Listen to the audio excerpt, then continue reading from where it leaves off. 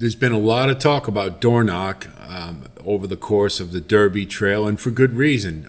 There's a lot of question marks on this one, and look at that picture with him looking into the camera. I still can't get past that because if you look, there's another picture, and you can find it online, of Sierra Leone and Dornoch going neck and neck in the Remsen, and Dornoch's looking at the camera again. He's looking into the stand. So I think maybe that's a pretty good indication of maybe racing isn't the first and foremost thing on Dornoch's mind. I don't know.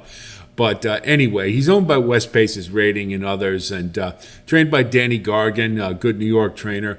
And he's got the right jockey on him with Luis Saez. As we know, he did a lot of nice work with Tappet Trice last year, another project or head case kind of a horse. And he does know how to encourage them and get them going. So certainly that works in Dornoch's favor. You can see that out of 6 races, he's been in the money 5 times. He does have 3 wins. And, of course, we really started paying attention to him at Saratoga because a lot of ballyhoo, and we all know the reasons why. Mage is his full brother. But then really when we got excited about him after the Remsen. But 3-year-old year has been a little disappointing, a little mercurial, let's say. He did win the Fountain of Youth coming off the bench and a 5-horse field and really didn't beat very much. And then they tried to rate him in the Bluegrass, and it was less than stellar results, let's say. So Dornoch, to be sure, is polarizing, and there's a lot of question marks and a lot of hair on this one going into the Derby. We take a look at the pedigree, and of course we all know this is probably the most celebrated pedigree of all the Derby horses. Good Magic, the Siren, Puka, the Dam by Big Brown, who won the Derby very prominently for Dick Dutrow. You see the dosage index is right in line with a horse who can handle the Derby. Again, accuracy isn't quite what it used to be. And the genetic strength value score is pretty good amongst, probably in the middle somewhere, amongst the horses running in the race. And then we look down at the Conduit Mare profile, and we see there is a little skew towards stamina. Big Brown obviously got the 1.25 miles. Good Magic and Curlin got it. So I don't think that's going to be a problem. We have other issues with Dornoch, to be sure. We look at Good Magic's get, and he is a fairly new sire, but Blazing Sevens, we remember from last year, was on the trail for a little while for Chad Brown. But these are Bat Flip we saw last year. So he's still a new sire, but obviously Good Magic is a pretty damn good stallion. So we should take that into account. Great bloodline. And we look at, obviously, the Puka is probably the most celebrated mare in this group for no other reason than she's got Mage as the full sibling. And Gunning, we as a filly, we haven't seen much of, or was a while ago, not too prominent. But obviously to have 2 horses out of 3 as graded stakes winners, both in the Kentucky Derby and both with a chance to, one of them has won it and another one has a chance to, is a pretty damn good mare, to say the least. So then we look at the race lines, and we first saw Dornoch at Saratoga, and he took a little while, took a couple of races to really get in gear, but it was promising that they put him into a stakes race in the Sapling over at Monmouth, and he acquitted himself pretty well. So we knew there was quality there. And of course the Remsen, he kind of put it all together at 2, and that's where we really started, the buzz started for this one. So we're going to take a look at the Remsen, the Fountain of Youth, and the Toyota Bluegrass to see what we can in the way of progression as far as running style and maturity. So here's the Remsen Stakes, and this is where we really started getting excited about Dornoch, and of course there was a really quality race for 2-year-olds, first of a 1.8 miles for all of them. Slow start for Private Desire is now hustled for Dornoch, speed. Product on the inside there, so number 5, getting right up to the lead. They want the front here into that first turn. Good Dornoch solid break. the front. This domestic product down towards right to where he wants to be. And we do have to remember, Aqueduct was pretty speed favoring. Private on Desire this is gonna push day, the tempo, and Private Desire tugging to the front is now going to challenge Dornoch fractions as they were hook pretty up with the quick, mainly backstretch. Private There's Desire Bilal, well just settled in not third. giving Dornoch Domestic any product type on of a breather tight at hold here all. is in fourth at the rail there. Moving forward is Where's Chris is in the fifth position. Out in the center of the racetrack is Copper Tax. Then moving forward is Drum Roll Please. Tightly bunched on the front end. At the rail there is Ladom Bro. Moonlight is the gray. Sierra Leone is the trailer. It's about 12 lengths the trailer. They went 23 seconds flat. Pretty much letting Dornoch Dornoch run open Dornoch rein. is the leader. No Bilal is restraint right there, stalking whatsoever. from It doesn't second. seem like Private to me. Desires lost some ground in third. Domestic Product starts to move forward as at the rail in fourth. Where's Chris is in between horses in fifth. Copper Tax out wider. Shoved along is Ladom Bro. Drum Roll Please is going to corner wide. Here comes a run from Moonlight. Arad Ortiz Jr. is the gray. They're on the move, about to split rivals. Sierra Leone is still the trailer. 46 and 4, the half-mile time. See Dornoch Sierra is the Leone leader. just Bilal is cranking ready up to in the challenge. back there, Domestic but Product got off Dornoch, the rail. you Here know, comes a he's big answering run the from call, Drum Roll and Please he's from the getting back. pressed Where's all the Chris way is launching around rally, and here still comes has a something in the big bounding tank, and strides of Sierra Leone it's from what the back of the makes field. such an Up impressive top, race it's out of the top this. of the stretch, and it's Dornoch who's kicked. Dornoch is now opening up comes that the cavalry. margin. Here comes It's Sierra Dornoch who's Leone. up by 3-4 wide, just Doing what he ducked in there. does. Sierra Leone is rolling. Here comes the big bounding strides of Sierra Leone. You know, Sierra Dornoch, for Leone sitting from pretty quick last to fractions, first. still This is a big effort. looks pretty good Battling there. on is Dornoch, who's back to second. And just the Sierra fact Leone that is he's able to plugging in. persist Dornoch is coming on the back. rail. Dornoch not done. It's gonna be a photo. You know, A photo, and I pretty think damn good Dornoch race. got It's there. kind of hard to Believe believe the Sierra magic. Leone lost Dornoch that one battles after back. those Sierra fractions Leone is in being the photo. as quick Then as came they drum roll, were. please. It's a tight photo. It looked like Dornoch in the Remsen. So now we'll take a look at the Fountain of Youth, and as you can see, the field was pretty depleted by scratches, and that seemed to be a common theme over the course of the Derby Trail this year, particularly early on. A lot of horses backing out. We thought we'd have Locked in this one, and then sadly we've lost him. Can't wait to see him run back if he does. But so it's a small field, and really, you know, it hasn't really turned out to be a field of great quality. But you see Dornoch breaks well, gets right to the lead, and he's doing what a good horse should do against an inferior field. Does get a little bit of a challenge from Ladom Bro,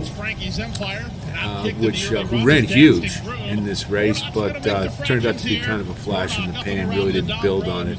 And really none of these really have turned out to be much, so that's of course the big knock here. But needless to say, Dornoch is doing what a good horse should do. You see the fractions, 24-1 or 24, just about 24-2. Pretty slow, especially for Gulfstream. And he's again running pretty open range, pretty easily. No appreciable challenge. So, you know, this is kind of his race to lose. 48, pretty slow for Gulfstream. In 48 seconds flat, very reasonable pace. It's Dornoch in front by a length. From the outside, Real Macho. From the inside, Ladom Bro.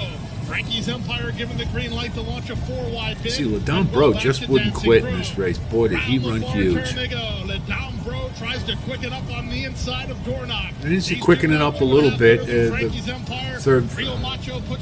second pace call at 111, that's moving, so things definitely picking up. And he's equal to the task. But he just can't seem to totally put this field away, and that's really the issue more than anything else. You see he's looking into the stands a little bit there, which a little distracted, which is not something you really want to see. And it does change leads a little late, but he wins the race, and that was the job one, and he did accomplish that, but really seemed a tad disappointing when you consider who he beat.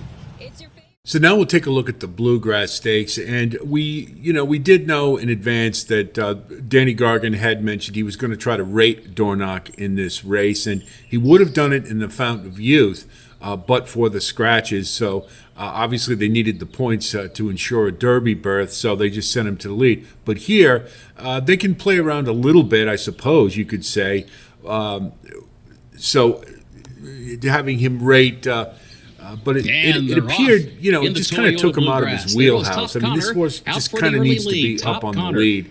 You see, right broke out of the fine. gate, right to the front, just a touch, moves up. And look, toward you the see outside. already Press Luis the issue Saez now in really second. Dornoch away grabbing third. Good him, money trying to hold is him in back. fourth position. But he is Epic saving Ride is ground wide on the fifth. rail. BU is away running in sixth. Sees the gray between And he's in horses. good Seventh, position long, at this a bit wide point. around Going to the have first to turn, work out a 3 lanes off seam, the rail. but in eighth, Sierra Leone is in ninth position. Saez, look, he's is last almost of the standing 10. up Top in the Connor is the saddle, leader. just pulling on Top him. Connor on top by 3/4 of a length, headed onto the back stretch. Look at that. Just a Look how touch, rank goes he second is. just off his flank in 23.15 seconds for the opening quarter.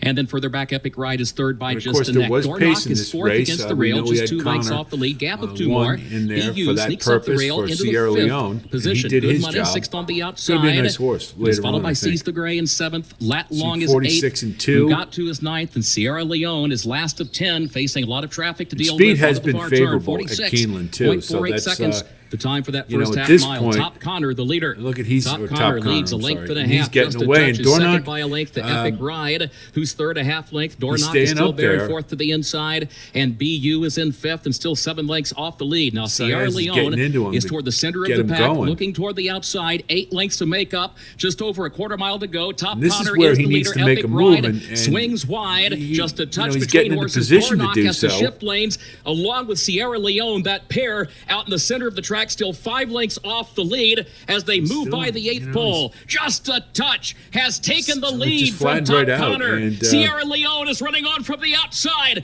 A 16th late to to go. change leads again. Sierra Leone comes forward And he for gets the up for lead fourth, in deep but, stretch you know, and wins the Toyota just a Bluegrass really disappointing for effort, Tyler and you can't like Gaffalione. much Just out of a this touch race for was sure. second. Epic Ride was third. 1 minute 50.08 seconds. So now we'll take a look at the pace numbers for the last 3 races, and we'll start with the Remsen. And you look, and we know there was pace in that race, and it was pretty quick at Aqueduct, and it was speed favoring, and so a 56.21 is moving pretty good for a 2-turn race. And you see a pattern of diminishing fractions, and that's no surprise when they have to go that quick early. 51.11 is not the greatest of fractions and certainly won't cut it for the Derby, but he was game in the race and did win it, and you know showed some resilience and some persistence. So that's all positive, but the pace numbers need to do better than that. Debuting at 3, I was able to slow the pace down to slow fractions, and you can see that with the first one, a decrease from the Remsen. But then things did pick up in the second fraction at 111, so that accounts for the where he picked it up. So he was able to rise to the challenge from Radam Bro, but it did cost him in the last fraction. It was an improvement over the Remsen, but it was at 1 mile and a 16th, and really the troubling thing is that he just couldn't put away what was a pretty mediocre field. So going into the Bluegrass, we got a lot of questions about him, and sadly he did not answer any of them. There was pace, and he was tried to rate, but he was rank and just didn't look comfortable in doing so, and had to run a pretty quick fraction. And again, the decrease in the second, but not a surprise when the pace is that quick. But then he just falls off the table with the third fraction. And I think just wasting all that energy being so rank, trying to do something he doesn't really want to do. He just doesn't want to rate. And, we've heard Danny Gargan say before that he does wait for horses, and I think that's why they put him on the lead. Because horses who do wait for others are usually doomed to being underneath second or third, and they don't normally win. And I think so that's why Dornoch, to be most effective, has to be on the lead. And again, look at that picture. He's not focused on what he's doing. He's looking into the stands. And I think that really is telling about this horse. He just can't seem to focus on what he needs to do. And Saez has to really get after him to continue to run. So the issues we have are lead or follow. Obviously, following isn't working terribly well, so he's going to have to go on the lead to be most effective. And guess what? Then he's got to deal with fierceness and a couple track phantom. And so then he's going to have to run probably a little quicker than he wants to. And we've seen that in doing so, it really compromises him late. And you're doing it at 1.25 miles. So things not looking terribly good from that perspective. He's obviously going to have to work out a trip. We can say that again for all of them. But in his case in particular, it's crucial that he gets on the lead because he just can't rate. So I think it's a really troubling scenario going into the Derby. And then finally, maturity. We've seen it. This horse is late to change leads. He looks distracted. He's still pretty green. He obviously has talent. There's no doubt about it. But it kind of gives you the idea why Mage didn't run it too.